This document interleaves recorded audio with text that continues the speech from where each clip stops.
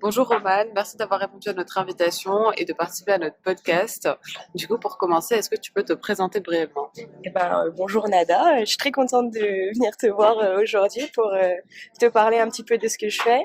Donc, pour me présenter brièvement, déjà, je m'appelle Romane, effectivement. Je suis charpentière, actuellement dans une société qui est dans la restauration de patrimoine historique. J'ai fait les compagnons il y a quelques temps pour acquérir un savoir-faire intéressant. J'ai eu mon CAP et actuellement je suis en CDI dans mon entreprise pour pouvoir continuer un petit peu ce beau métier qui est la charpente. Ok, Voilà. très cool. Mais du coup, pour la petite question, c'est quoi la différence entre une charpentière et une menuisière? Ah, ça c'est une bonne question. À vrai dire, il existe deux types de catégories dans le bâtiment. Nous, chez les compagnons, on a les pays et les coteries. Les pays, en fait, il faut partir du principe que quand on a une maison, vous la retournez à l'envers. Vous la prenez, elle est toute bête, et vous la mettez à l'envers. Tout ce qui tient, c'est les coteries qui vont le faire. Ceux qui sont sur le toit, les coteries, ce seront donc les charpentiers, les couvreurs, les maçons, parce qu'au final, la maison tient, les murs.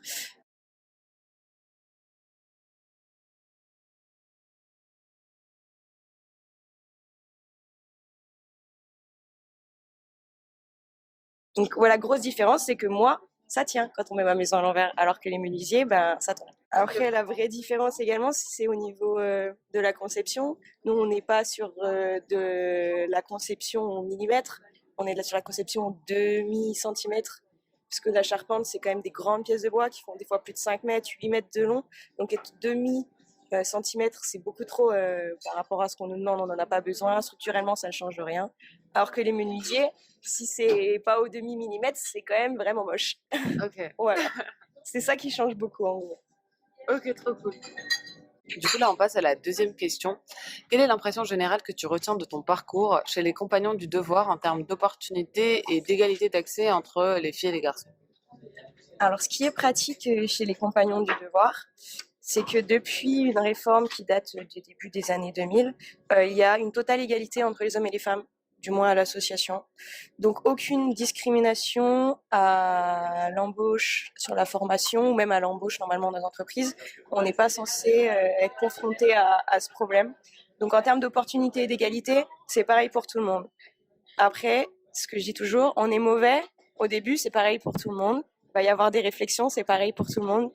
Et c'est pas parce qu'on est une femme qu'on doit prendre la réflexion plus mal que les hommes, parce qu'en fait, il y en aura toujours autant. C'est bien, ce qui est bien chez Pagnon, c'est qu'au final, égalité, tu prends pareil dans la tête. Donc, tu apprends aussi bien et aussi vite. Les formateurs, ils rechignent pas du tout à t'expliquer, à prendre du temps, parce que tu es une femme et tu vas moins vite comprendre. C'est totalement faux, c'est une idée totalement nulle et ça ne sert à rien. Justement, on apporte quelque chose de différent chez les compagnons. C'est beaucoup les anciens dans mon entreprise qui m'en ont parlé, à vrai dire. C'est que les femmes, elles ont une vision différente du chantier, elles ont une vision différente de l'approche Ok. du bois, comment on va peut-être s'organiser différemment aussi, parce que physiquement, cette fois-ci, on n'est pas égalitaire sur le plan physique. Ok. Voilà, je suis moins forte qu'un homme, c'est physique, c'est classique, voilà. Donc moi, j'adapte tous mes postes de travail pour que ce soit super accessible, super facile. Et donc, j'adapte aussi ma façon de travailler. Ok. Et je suis sûre qu'on peut apporter ce petit truc chez les compagnons qui peut donner envie encore plus déjà aux gens d'apprendre, apprendre aussi un peu différemment, peut-être plus intelligemment. Euh, et donc en gros, en opportunité, mais il n'y a que ça. Nous, c'est terrain libre chez les compagnons. Il y a très très peu de compagnons femmes charpentières parce que c'est depuis peu que c'est ouvert. Et on a le terrain libre pour créer, pour voir, pour faire la charpente différemment. Donc il y a un terrain de jeu exceptionnel là-bas. Est-ce que tu as eu, par exemple, un jour où tu avais une disposition particulière, où quelqu'un est passé, t'a dit: «Ah, c'est génial, je vais faire pareil que toi et tout», ou pas du tout? Ça m'est arrivé, mais pas à l'école, parce qu'à l'école, on n'a pas du tout besoin d'utiliser la force. Ok. Parce qu'en fait, c'est des petites maquettes qu'on fait. Nous, c'est pour de la compréhension technique et technologique de la charpente. Donc, on ne soulève pas des choses très lourdes, on n'est pas en hauteur, on est les deux pieds par terre, on est plus qu'en sécurité. Donc là, sur ça, un petit peu moins, parce que la théorie reste de la théorie. Après, c'est quand tu mets la mise en pratique, principalement sur le chantier, c'est mieux que là, tu te rends compte qu'il y a des choses qui changent. Par exemple, moi, j'ai tendance à vraiment être feignante. C'est-à-dire que je n'aime pas porter un truc qui pèse 3 tonnes si je peux me débrouiller différemment et perdre 1 minute de ma vie et gagner 10 ans d'espérance de vie grâce à mon dos. Bah pour mon dos, je le fais. Je suis là pour que ça avance vite, qu'on gagne du temps et que plus tard, ben, moi, je suis aussi toujours dans la capacité d'effectuer mon travail. Ok. Parce qu'on n'adapte pas le travail, on n'adapte pas l'homme au travail, on adapte le travail à l'homme. Ouais. Ou à la femme. Voilà. Là, on peut passer ton quotidien dans ton métier. Perçois-tu des dispositifs ou des efforts pour favoriser l'égalité homme-femme au sein de ton entreprise Bourgeois Patrimoine? Alors, au sein de l'entreprise, forcément, parce que j'appartiens aussi au groupe Vinci Construction, il y a un effort pour favoriser l'égalité homme-femme. C'est une grosse entreprise et ils jouent sur ça aussi parce que c'est hyper important pour les entreprises nationales françaises de promouvoir l'égalité homme-femme. Parce que si eux ne le font pas, qui le fait? Il y a également un référent antisexisme. Si j'ai un problème, je peux aller le consulter. Je sais qui il est. Donc c'est pas vraiment pour favoriser l'égalité, c'est plus pour réduire la discrimination. Après, pour favoriser l'égalité homme-femme, moi j'ai été bénéficiaire de la discrimination positive. Ok. En gros. J'ai reçu très tard le message des compagnons comme quoi j'étais acceptée au CAP, donc j'ai dû m'y prendre très tard pour rechercher une alternance. Ok. Ça m'a pris beaucoup de temps pour avoir ce message. Et au final, le 20 août, j'étais sans alternance et j'avais mon message d'accord. Ok. Et donc le 21, j'avais mon alternance parce que je me suis débrouillée pour blablater avec quelques entreprises et le fait que je sois une femme dans une entreprise est un point positif. J'amène une autre dynamique sur le chantier. Donc en gros, j'ai permis et on m'a permis d'être dans l'entreprise pour justement donner une autre image de la femme. Mais je suis la seule pour l'instant dans mon entreprise. Ok, mais ça commence déjà par ça démarre par moi. Il y a une couvreuse qui était venue travailler et là, elle a fini son alternance, donc elle est partie. Mais pareil, aucun problème. On a quelques femmes qui tournent au niveau du bureau, mais on n'en a pas beaucoup en charpente, je suis un petit peu triste. Okay. Mais du coup, qu'est-ce qui permettrait d'avoir plus de femmes en charpente? Ce qui permettrait d'avoir plus de femmes en charpente, c'est que les femmes veulent faire de la charpente. Parce que, à vrai dire, c'est pas une décision non plus à prendre facilement. C'est un métier qui est exigeant physiquement, qui est exigeant au niveau de l'implication, parce que c'est un métier où tu dois apprendre et avec ta tête et avec tes mains. Tu es obligé de sentir les choses avec tes mains. Et si tu n'es pas dans la capacité de le faire, de t'adapter à ce milieu, parce que tout le monde peut s'adapter.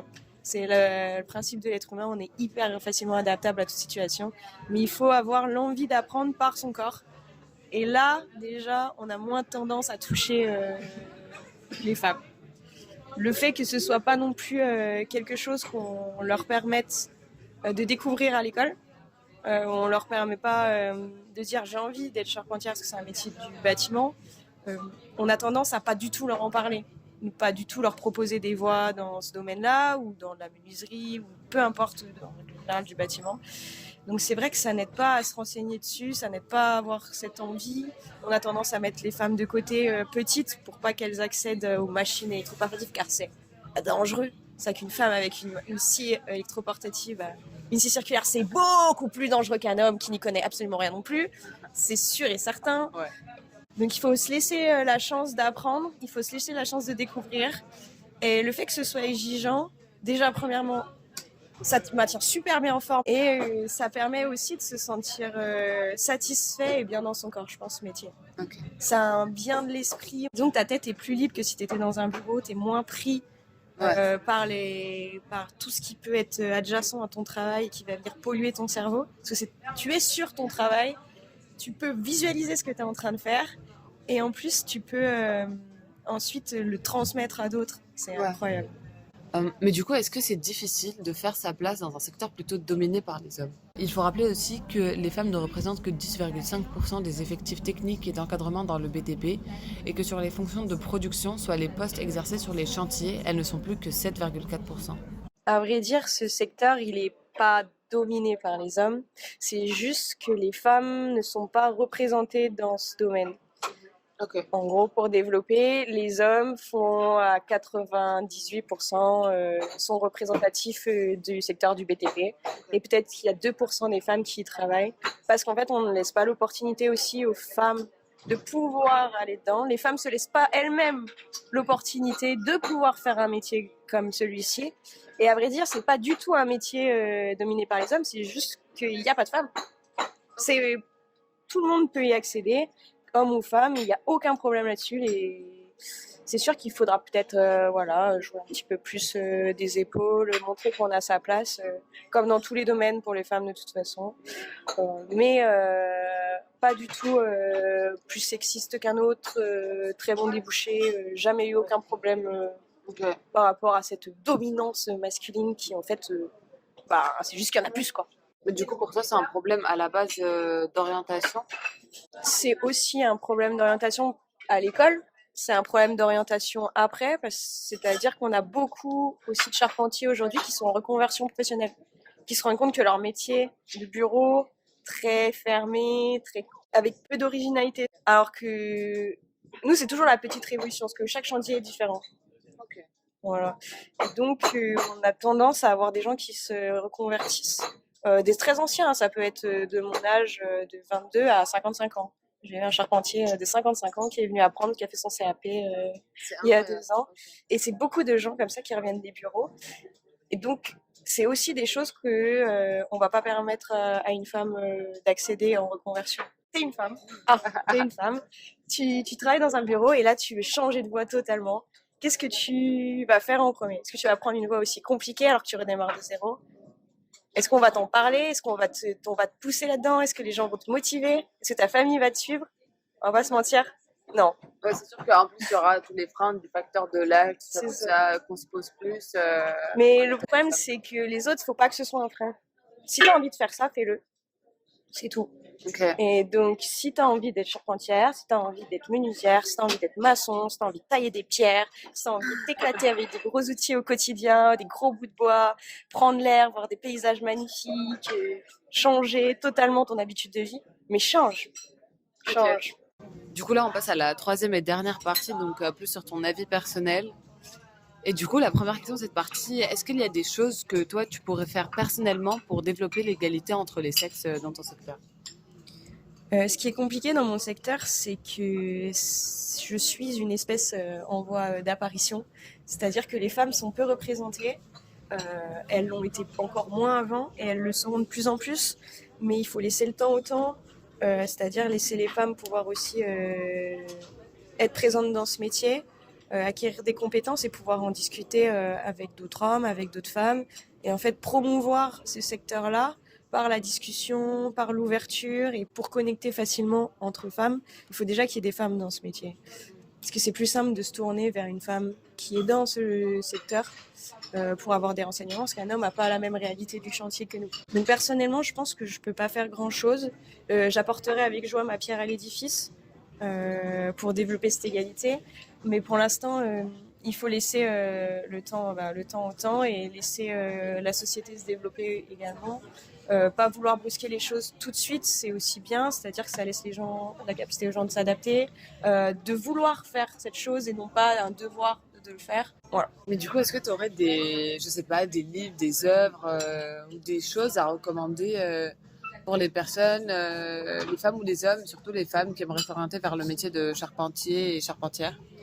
Pour s'orienter vers ce métier, ce qui est pratique déjà, c'est de poser beaucoup de questions à des gens qui sont facilement trouvables, que ce soit sur LinkedIn, sur les réseaux sociaux. Maintenant, on est beaucoup à être présent et à aimer répondre à ces questions. J'ai beaucoup de demandes de personnes qui ne sont pas dans ce métier ou qui veulent rejoindre ce secteur du bâtiment, c'est-à-dire la restauration, qui m'appellent à des moments assez improbables d'ailleurs. Donc, vous pouvez contacter des gens de manière simple, vouloir vous documenter, pareil, c'est hyper simple. Après, si j'ai quelque chose à recommander pour s'ouvrir un peu l'esprit, moi j'ai beaucoup aimé, d'autres ont un petit peu moins apprécié, un livre qui s'appelle la vie solide, la charpente comme éthique du fer. On suit un homme, et oui, un homme qui en fait se rend compte que en tant qu'homme, il n'a pas le bricolage inné dans le sang et que comme tout le monde, parce que chaque être humain passe par ce processus-là, il va apprendre à galérer, à apprendre à connaître son corps, apprendre à la technicité du métier. Et tout le monde passe ces étapes-là. Et lui, il a cette faculté de vraiment te le montrer que ça a été quelque chose, un apprentissage, même s'il est né avec, comme on dit, un petit peu un intellectuel. Aujourd'hui, quelqu'un qui a un métier voilà, où ça demande plusieurs années d'études, il se rend compte que le savoir-faire de la main, ça s'apprend pas à l'école. Et qu'il faut absolument passer par la case de l'expérience de ça, connaître ton corps. Tous tes muscles se développent de toute façon, donc tu commences à vraiment connaître les endroits importants à soulager, à garder dans une bonne forme. Et si je devais conseiller quelque chose à lire qui ouvre l'esprit et en même temps qui ne fait pas mal à la tête, La vie solide, c'est pas mal, effectivement. Du coup, là, on passe à la dernière question. Donc toi, Romane, qu'est-ce que tu fais au quotidien pour oser persévérer et ne pas te laisser marcher dessus dans ton métier? Au quotidien, c'est très simple. J'agis comme j'agis tous les jours chez moi. J'ai tendance déjà à avoir un petit caractère, c'est vrai. Donc oser et persévérer, pour moi, bon, déjà ça fait partie de mon quotidien. Et pour pas me laisser marcher dessus, tout simplement après apprendre et être bonne dans son travail fait qu'on ne se fait plus marcher dessus. Et avoir l'envie de découvrir, l'envie de toujours d'apprendre, parce que même si on est qualifié, ça ne veut pas dire qu'on a fini d'apprendre. Pour un bon charpentier, c'est 10 ans minimum pour être qualifié de bon charpentier. Donc il faut persévérer, il ne faut pas se faire marcher dessus. Et pour ça, à vrai dire, il faut juste avoir confiance aussi en soi. C'est hyper important. Parce qu'il n'y a jamais personne qui pourra mieux t'aider que toi-même. Les autres, même si c'est des alliés importants, la personne qui pourra te faire avancer dans la vie, il n'y a que toi. Si tu t'en rends pas compte, c'est dommage. Et pour ça, déjà, avoir la curiosité, une curiosité de la vie, c'est-à-dire que rien n'est acté. Tu peux faire ce que tu veux dans ta vie, quasiment. Si tu t'en donnes les moyens, si ça te prend 10 ans, si ça te prend 15 ans, je dis pas que tout va arriver direct dans ton gosier. C'est qu'il faut réussir à se mettre en mouvement, à vouloir tenter des choses, parce que forcément, tout ce qu'on tente, ça marche pas. C'est le principe de la vie. La vie, c'est rempli d'échecs, c'est rempli d'imprévus, et c'est triste, mais on apprend, on avance. Et si t'en as marre de ce que tu fais, ou si tu veux faire autre chose parce que tu ne fais rien, mais tente-le. Tente-le, ça marche, tant mieux. Ça marche pas, tant pis, tente autre chose. Et surtout quand on est jeune,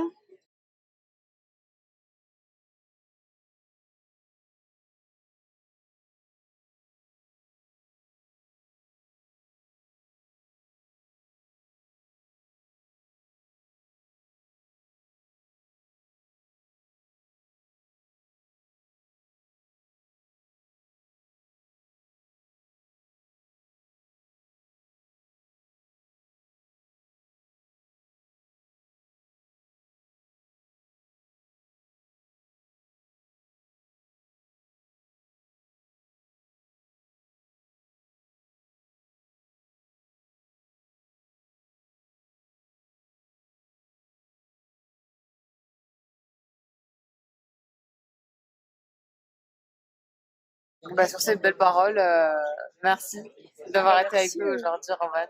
merci Nada, c'était cool. Ça m'a fait plaisir de parler aux femmes. Merci.